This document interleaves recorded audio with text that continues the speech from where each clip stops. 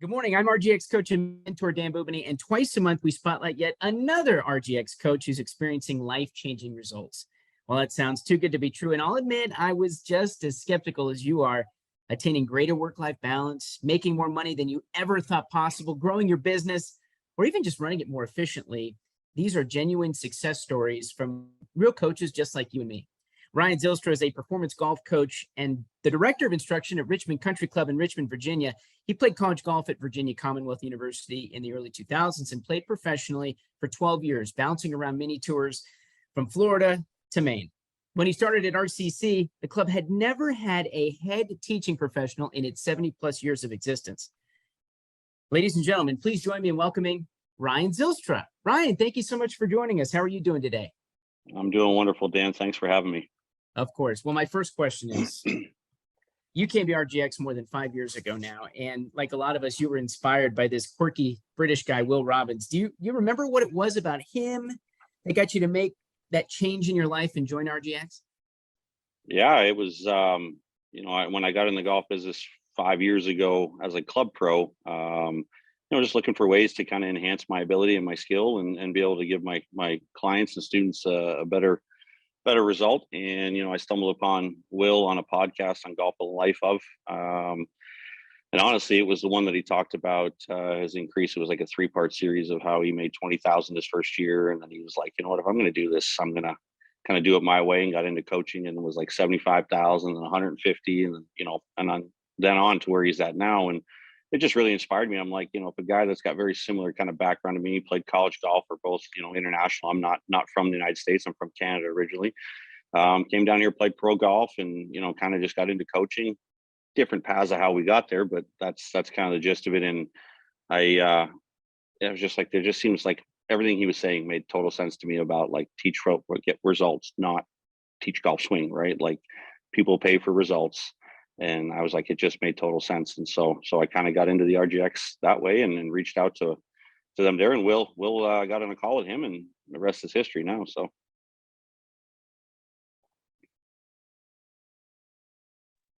it sounds like you were all in pretty early on, but you asked your wife what she thought of RGX, and she was a little skeptical at first, wasn't she? What was your wife saying? She was just kind of like, before you jump in this, you're kind of new to the golf pro thing and the teaching thing and coaching things. Like, she's like, there's any walk of life, there's a lot of things that people try to get you to invest in and try to, they guarantee this, guarantee that. But, so she just basically said, just be wary, make sure you listen to everything and pay attention. It wasn't really trying to talk me out of it. More so, it was just, make sure you know what you're getting into, but you're making an investment in your future, and you want to make sure there's some type of return on that investment. And again, as I was a guy that came from playing golf full time to now a little bit in the business world, she was just trying to help me along because she's a small business owner herself. So it was a lot of guidance from her, and just kind of opening my eyes to make sure that, this was a good fit for me and our family. So you obviously demonstrated a great deal of playing ability. So why did you get into coaching after 12 years going up and down the East Coast? Great question there. My wife actually became pregnant, and right at the end of 2016, and I was kind of teaching part-time on the side. As the last 2 years that I was playing, I started teaching at a club in town here where I was practicing out of. And she kind of says, you got kind of a couple options here. We can either, play better golf and make more money playing golf, or get a job. And to be honest with you, I'm such a golf addict that there was really no other option for me other than get into the golf business. Ironically, what's really funny is that during the time that I was playing, I swore. People were like, why don't you just become a head pro or something like that? I'm like, I'll never be a club pro. I'm a player only. And then now, 10 plus years later, when I look back, and I'm like, wow, I kind of probably should have got into this a lot sooner, because I have so much fun doing what I do now compared to the stress and the anguish of trying to make money and make it to a tour and get some sort of status. It's a very challenging road. And, I admire anybody that's willing to do that, but it takes a lot of commitment, and very few get that opportunity. So, you know what you had to do for your family. Mm-hmm. And you didn't quite know in your heart that coaching was the solution, but then you took an assistant job at a top 100 club down in Naples, Florida. And what happened when you got down there?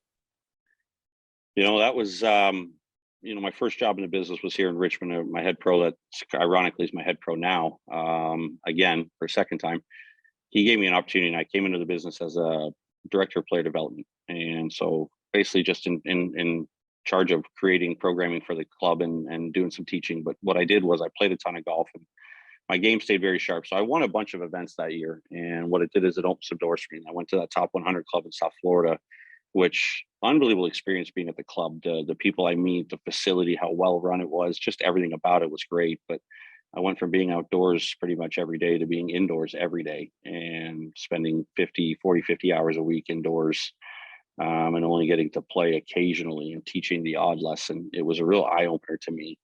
I kind of went on that, listening to other people telling me this is the next step in the process, go to this top 100 and, work your way up the platform. But what I realized was I wasn't doing what I really loved and had passion for, which was, helping people play better golf and, sharing my experiences with them and helping them become better without, a bunch of stuff put in their head that probably didn't need to be there. So Then you went to work for PXG, and before you knew it, no one was selling more equipment with fewer upgrades than you were. Why was that? Again, I guess that's the golf pro in me. My morals were telling me that, just because, John Smith, he'd come to me for a fitting and I get him hitting it, a little bit further. And then we'd upgrade the shaft to something like $400 or $500. And, he'd hit 1 out of 20, an extra 10 yards. And in my heart, I'm like, I just can't justify telling this gentleman, like, this is worth the money. Like, it just wasn't worth it. My golf pro in me was like, I'd rather tell you how to hit it straighter or teach you how to practice or something that's really going to impact your game. Golf equipment helps, yes, a little bit, but I couldn't do it that way. I felt like I wanted to teach and coach more than I was selling equipment. So that was, again, just another blaring light in my eyes saying, like, you probably should get back to coaching and teaching full time. So that's what led me to where I'm at now. So Well, and then the customers who you worked with while working with PXG were coming back to you, and they were calling you, weren't they? What were they asking you yes. for? You would think it would be more about their equipment. Where was it, in the order process? But a lot of it was like they just really connected with me and they thought, I had some interesting information. Plus, I helped them when they were there. I'd give them a little bit of a tutorial or a little help on their golf swing or grip or something that would help them hit the ball better. And they were just looking for more instruction. And so I started kind of teaching part-time on the side. And I will say, my boss at PXG was like, look, man, everyone's got some side hustles and stuff. I don't mind as long as it doesn't take away from your work for the company. So on my days off, I would go and coach and teach. And then my wife and I also were starting up a preschool program in Naples as well. We did it all outdoors at racquetball courts and just community parks and rented them out. And so when I'd get done with PXG, I'd run over there and teach a class or two with my wife. I was filling the void I had in my heart of wanting to help people. And again, it probably wouldn't have happened without, me listening to those podcasts with Will. I probably wouldn't have got into this mindset because I would have just thought it was the standard. All right, here, let's teach the golf swing. Let's understand it. And I get it. There's a point and place for it, but that's just not my philosophy of how I go about things. So. But maybe as a result of the Golf in the Life podcast, you told me you found yourself standing there thinking, there's got to be an easier way than standing on the range for 8 hours a day. So how did RGX help you get started with results-based group coaching? Again, it was Will just saying, I'm trying to remember the philosophy that they had. It was ready, or it's aim, fire, something like that. But it was instead of fire, aim. That's what it was. Ready, fire, aim. And it doesn't have to be perfect. Stop trying to make the program perfect before you put it out there. Just get, some students involved, share your passion with them, and then just figure it out as you go. Right. And that's kind of how I started my very first program with my members at my club in Virginia that I started at. I just was like, hey guys, like, let me show you how I can help you take strokes off your score by getting you on the golf course regularly. And I'm going to charge you a fraction of the price because you're doing it in the group. So, not only are they getting more time with me, it's increasing my revenue exponentially, and which is then getting them on the golf course more, which is then they're seeing the results, and then they start spending more money at the club because they're at the club more often because they're eager to play. So as Will always says, it's like that win-win-win philosophy, right? And again, the best thing I probably have ever done for my business was that introductory program that I got, because it showed me how effective it is, one, for the player, but how monetarily effective it is for me as the coach, and the time that it gives back to me, where I'm not standing teaching those 6 guys 6 1-hour lessons. I'm seeing them for 90 minutes or 2 hours once a week. and now they're getting more time with me. So How did you finally land the dream job you have today at Richmond Country Club? Because this sounds pretty nice. You have no shop time. What else do you correct. get as a part of your employment there? So I'm a full salaried employee here at the club. Um, I get full benefits, and I don't have any shop time, and my schedule is left to me to create it and work. Um, you know, when I want, basically. But I mean, I'm here. I try to be here, whether I have coaching or not going on. I try to be at the club at least 35, 40 hours minimum a week, just because one, I like being here. I like socializing with the members. I also get to work on my golf game a little bit too. So keep my golf game sharp, because I still play quite a bit of competitive golf within the section here in the Mid Atlantic PGA. And again, when you love what you do, it doesn't ever feel like work. So like today, I've already been here and I've done a couple lessons. I've got a couple group coaching sessions tonight, and that's my day. But I've hit balls twice now today, and sitting here having a conversation with you, Dan, and you got the time to do that and the freedom to do that. So it's very, very blessed. And my head pro, when you asked me the question, how did I get this job? A lot of years of just kind of being patient, and my original head pro called me and said, I am getting ready to open this position, and I thought of you, and I know you're at another club, but would you be interested? And when I started to look at all the details of the job, I was like, it's a no-brainer. And I'm very thankful, because I got a very active club here, a lot of people, and again, as you said, club that's never really had a straight teaching professional or coach, or whatever the terms people would like to use. um, I had a basically blank canvas coming here. And so when I got here, my message right away was, let's sell people on the idea of results, not selling my time and giving them just tidbits of information to hopefully let them swing it better. And it's been astounding how much support I've gotten from the membership, and my boss, and my general manager as well. It's been awesome. And as I said to you, when we talked last week, I basically make my schedule around my personal life now. So at the start of basically every month, I ask my wife, when do you need me? What do we have to do? What appointments do the kids have? What events are they in? And then I set my teaching schedule according to that, so that I'm able to be there for my kids. And that was one big reason why I got back into this line of work, is I wanted the freedom of schedule so I could spend time with my family. I have two very young children. I have a 5-year-old and soon to be 3-year-old. And, I want to be an important part of their life. And I don't want to miss the events like a lot of golf pros do, when they're working 60, 70 hours a week as a head pro or an assistant pro, and don't get to be part of these family events. So it was really important to my wife and I that I went down this road. So that's how I ended up here, to be honest with you. It was more the freedom of schedule. It's only been a few months, but it sounds really idyllic, because as you were saying, you work less and make more than you ever Correct. have. My Correct. next question for you is, what piece of advice would you give to coaches out there who are maybe watching this recording or are listening to the Golf in the Life podcast, and who may be skeptical about results-based group coaching? What would you tell them? I honestly, I think that's probably more in the coach's head, that maybe they're scared that their students won't take it, or they won't buy into it. Um, I would say don't wait any longer. Uh, the best advice I give you would be find, maybe a handful of your real passionate clients, the ones that really believe in you, have been with you a while, and just say, hey, I've got this kind of unique program I want to debut. I'm gonna sit down with each of you, have a goal setting session, find out where do you want to go score wise from where you're at now, where would you like to be in, say, 6 months, and just tell those guys, look, I'm gonna work on your golf game for a fraction of the price of what you would pay for these individual hours. We're going to do it in a group so I can create these environments that create pressure. It's the conversation I have every day on the lesson tee when I'm doing a private lesson with a member. Is like, they get into these ball beating sessions, and I'm like, do we ever play golf that way? Like, you don't ever just hit multiple 7-irons in a row on the golf course. So the more you can train like you play, the better it is. So with these group environments, now there's these pressure situations I can put them in that allow them to feel somewhat like they feel when they play golf, and it replicates it. So when they do get on the golf course, they're not like, oh, hey, this is totally unfamiliar to me, and I feel great now, because I've been in this situation. I've hit these shots with random people who I don't know, or, and watching me, and I've executed them well. So question being, just don't wait. Get that program, find your pioneer team, as Will would call it, and get them out there, and really just send your message out that you want to get these players results. And you can figure it out pretty quick in a playing lesson, how you can take somebody from 100 to 90. I mean, it doesn't take, a rocket scientist to see that, if you're flubbing chips and sculling chips and three putting a bunch, fixing their golf swing really isn't going to make that huge impact right away.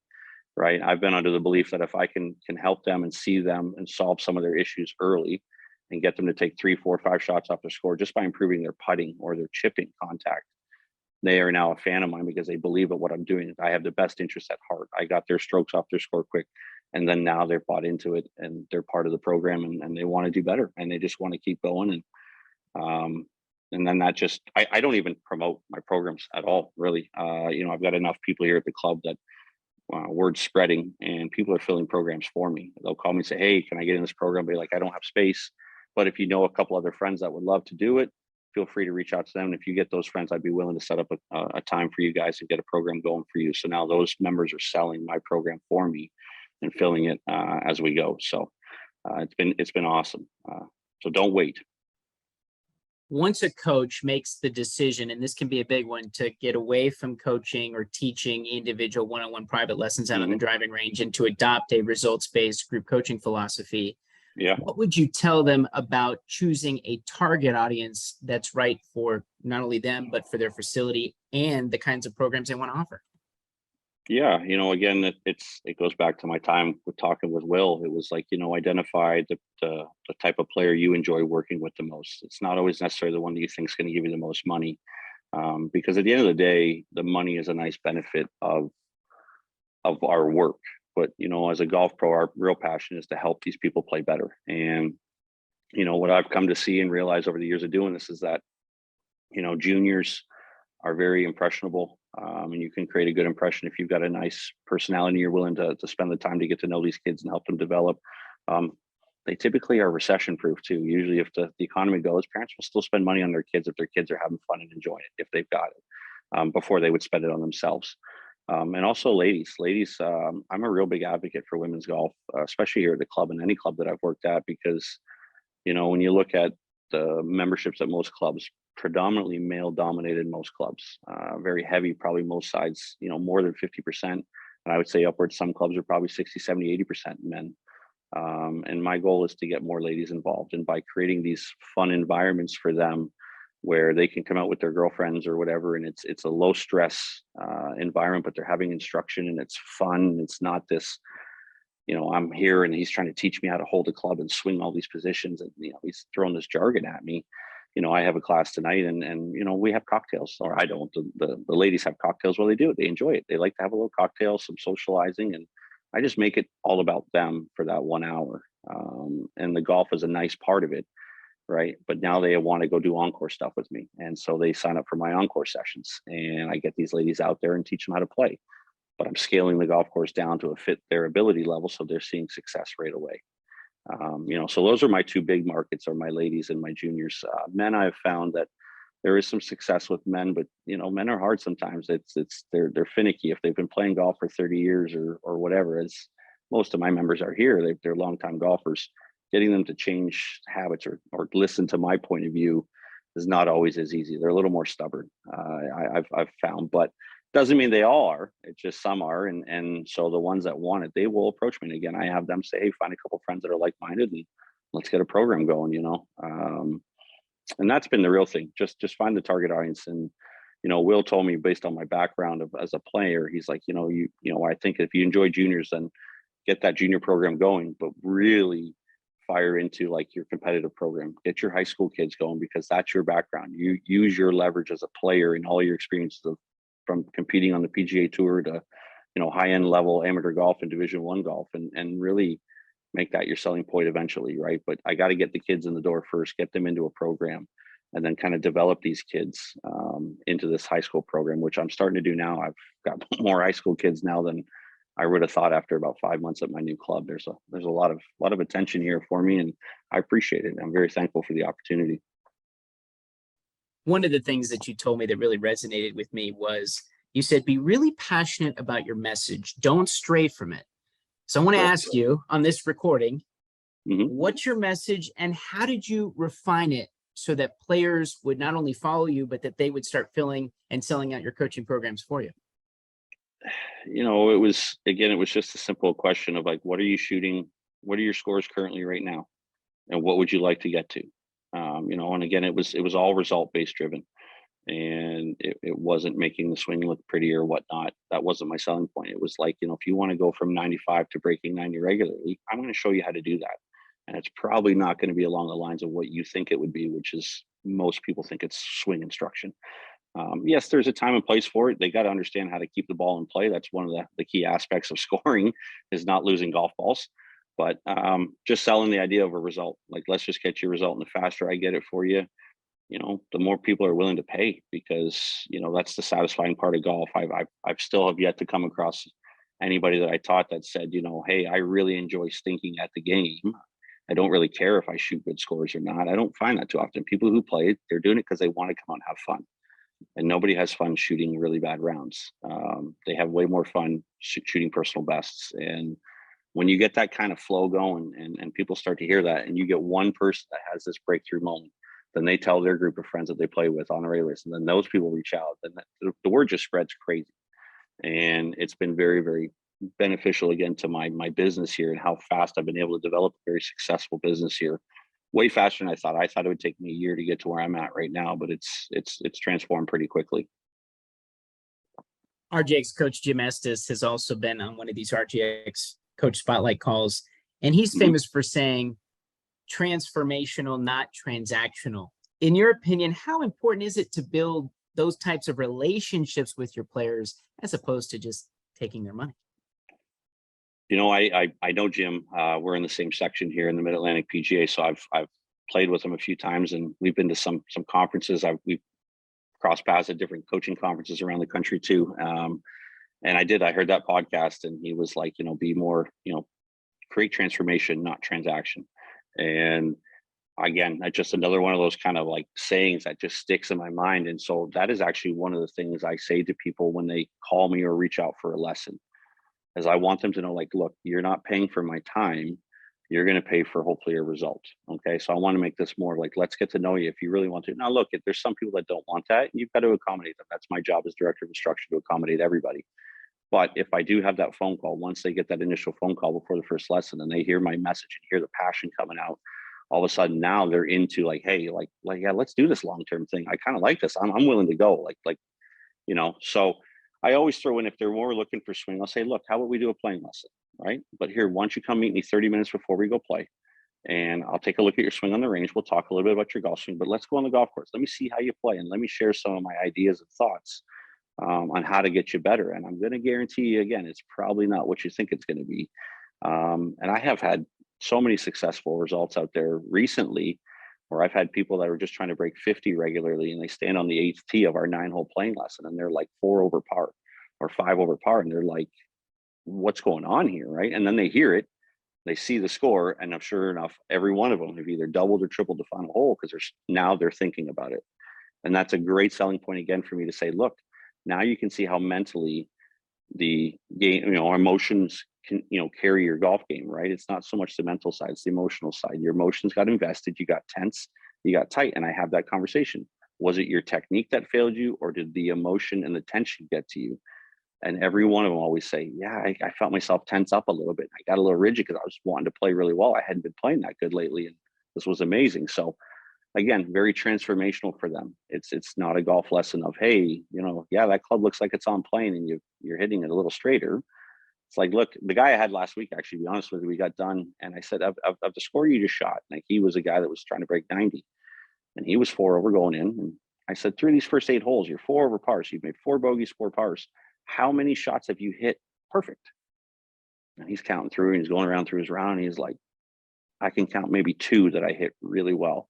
And I said, what did I tell you on the first tee before we went out? I said, you don't have to hit it great to play well. You've got to just keep it in play and understand how to chip and pitch and putt the ball. Just manage your game a little bit better. Play the shots that you know how to play, not the shots that you think you're supposed to play.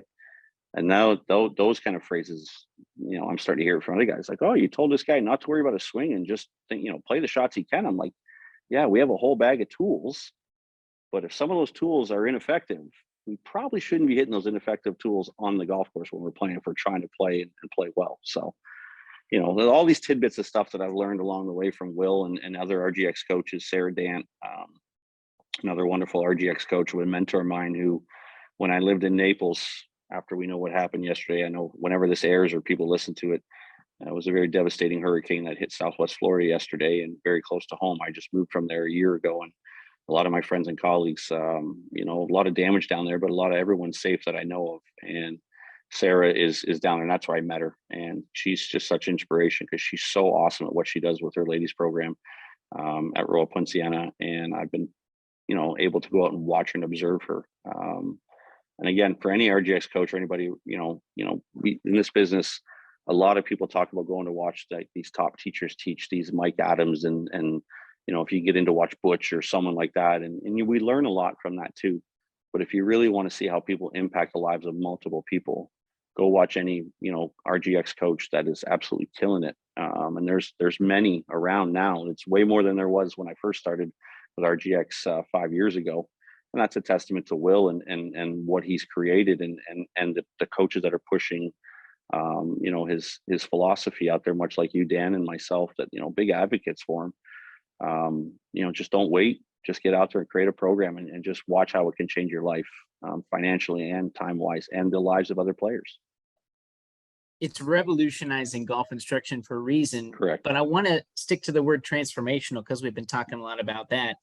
How has group coaching changed or transformed your life? Well, for me, from a personal level, obviously very financially rewarding. As I said, when you're more than double or even almost tripling your hourly income per hour in the group coaching model, what it does is that, at the end of the day, when you've taught, one or two coaching classes, you don't have to sit there and think, man, I got to still teach another 6 hours of individual lessons because I got to make sure I'm making my money and whatnot. So it's given me a ton of time. Like, I know every week that I work only 5 days a week when I'm here at the club. And Saturday is typically a really busy day for me. That's my day. I have 4 coaching programs on Saturday, and I'll sprinkle in a couple of my high school kids some private lessons. But then I look at yesterday I had like 1 group coaching session and 2 private lessons, but that's because I make enough money on Saturday that I don't have to fill every single day. Now I could choose to if I wanted to, depending how much money I wanted. If I didn't have a young family and wanted to be with my kids, that's the bonus of it, but I do. And that's the freedom I needed. So group coaching has provided me a ton of freedom to spend with my family and be there to help support my wife with activities with the kids. It's not just a one parent show. So we share the duties of it, and I'm very thankful for this opportunity again. So you're the director of instruction at Richmond Country Club. In your mind, what is the role that the director of instruction should play? I know how some people look at it as like you're the guy that provides the teaching or the instructional opportunities. What I'm trying to do is I'm trying to build a culture as the director of instruction here that, everybody can get better, and it doesn't require, strenuous hours beating golf balls. If you're willing to kind of just come with an open mind to a session with me, you'll start to see some of my views and have my passion for helping people. And I think that's what's really driven my business, is just the passion that I bring to it. Because when you start getting results for players and they start being your biggest advocate and they start selling you to their friends, it's not like a big burden. It's just like, man, this is now more people I get to start share my message with, because obviously I've impacted the life of this person. They've thought enough of me to share my name with someone else.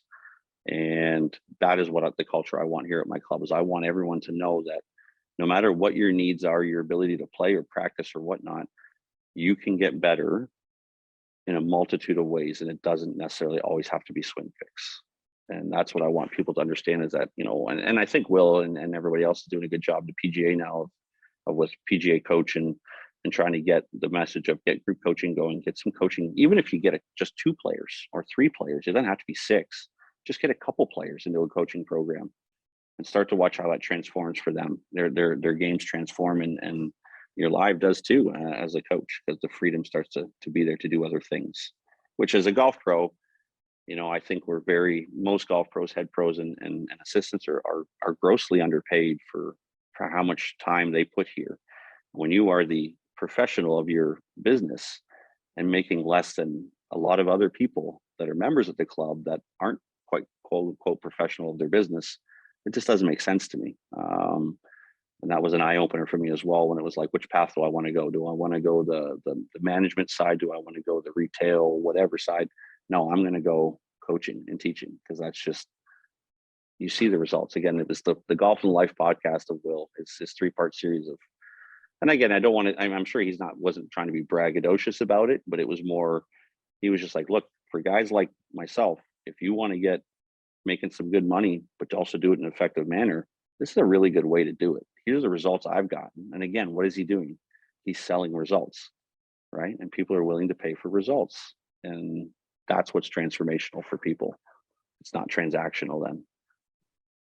The overarching theme of this call is, what are you waiting for?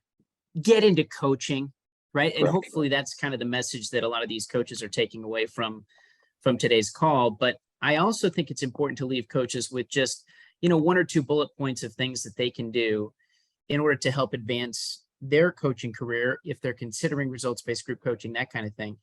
Yeah. Don't wait any longer. And I always tell coaches, you can't screw this up. What does it mean? What does that mean? You can't screw this up. Just get out there and play with your members or your guests or people at your club. That's it. Like, I mean, you can't screw it up, because if you go out and play with them, you are going to be able to share just even some wisdom along the way. You might be able to take an opportunity where a player sculls a chip shot on the first hole, and you say, hey, come here real quick, and just show them a little bit better setup. And next thing you know, they hit one chip and it gets on the green, and you say, there's the reason why we chip like this. So the result is there. It's on the green. Now we don't have to worry about sculling it or chunking it, and we can comfortably put 1 putt or 2 putt and get onto the next hole with minimum damage. So the don't wait is, again, the number one thing I say about coaching programs. If anyone's thinking about it, just create one. Again, even if it's just 1 player to start, try it with 1 player. If you're a little apprehensive, get them into a coaching program now. Again, you're not going to be able to reduce the rate too much for them, because you still got to make your hourly rate. But at least if you get that message out and that person starts to believe in you, and you are providing transformation, not transaction, that player will then spread the word to another player. And that's how your program will grow pretty quick. One of the other things that you did very early on in your coaching career was to play with members and Correct. Guests to spread your message and get them to fill your programs for you. Correct. How did you go about that? Well, again, you got to have a golf course that gives you the availability to get on there. And I don't know many people at any of the clubs that I worked at that don't enjoy playing with their golf pro. Because it's an opportunity, one, to get to know the golf pro, especially if it's a head pro, like he's in the shop a lot, or he's walking around, or assistant pro. For me, they see me. I'm kind of the face, I would say, of the club, because I'm out on the lesson tee, I'm on the chipping green, I'm in the staging area, I'm on the first tee, I'm in the shop, I'm in the clubhouse. Like, I'm all over the place throughout the day, and I'm saying hi to members and stuff.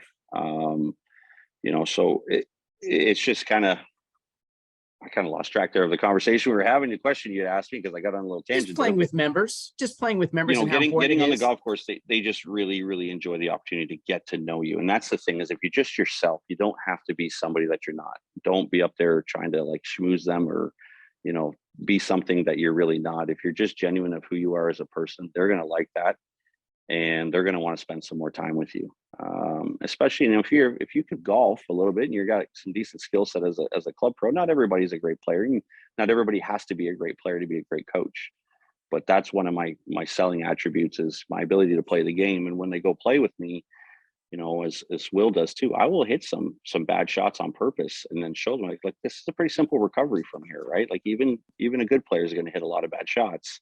You don't have to hit it great to play well. Just learn to keep it in front of you and manage your game, right? And that's where they see the real big transformation on the course, is how I'm able to handle the adversity, because that's what it is, right? Every shot on the golf course is a new problem, and it's problem solving 101. And how can you solve that problem? And it's my job to kind of hopefully help them understand there's a lot easier way than the super aggressive route that mostly everybody plays.